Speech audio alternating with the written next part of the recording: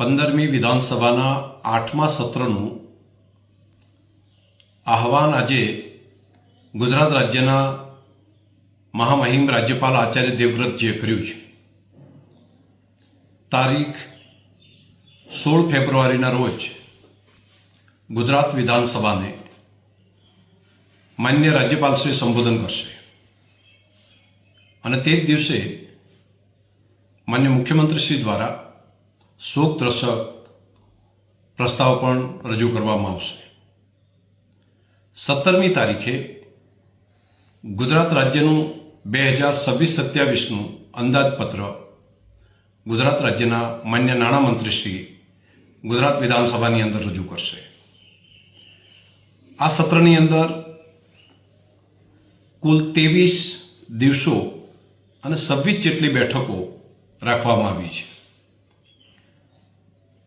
3 બેઠક માન્ય રાજ્યપાલશ્રીના સંબોધન ઉપર ચર્ચાઓ, 4 બેઠક સરકારી કામકાજ અને વિધેયકો અને 4 બેઠક અંદાજપત્ર ઉપરની સામાન્ય ચર્ચા માટે રાખવામાં આવ્યા છે.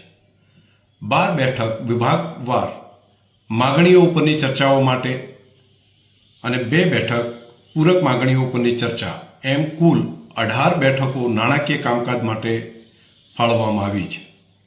6 બેઠકો બિન સરકારી કામકાજ માટે પણ સમય ફાળવવામાં આવ્યો છે. આ 8મા સત્રની અંદર તારાંકિક પ્રશ્નો માટે માન્ય મંત્રીશ્રીઓના 5 જૂથની રચના કરવામાં આવી છે.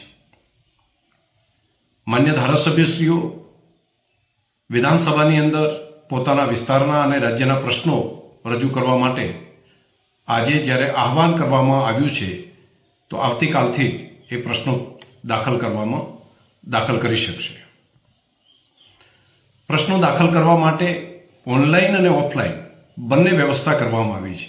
પોતાના મત વિસ્તારની અંદર રહીને માન્ય ધારાસભ્યશ્રીઓ ઓનલાઈન પણ પ્રશ્ન દાખલ કરી શકશે અને અહીંયા આવીને તેમને લેખિત સ્વરૂપે મૂકવું હોય તો પણ પ્રશ્નોની રજૂઆત કરી શકશે. છેલ્લા દિવસનો પ્રસ્તાવ પણ રહેશે. તે સિવાય ડિટેલ અને વિગતવાર કામકાજ એ કામકાજ સલાહકાર સમિતિની મિટિંગની અંદર નક્કી થતું હોય છે.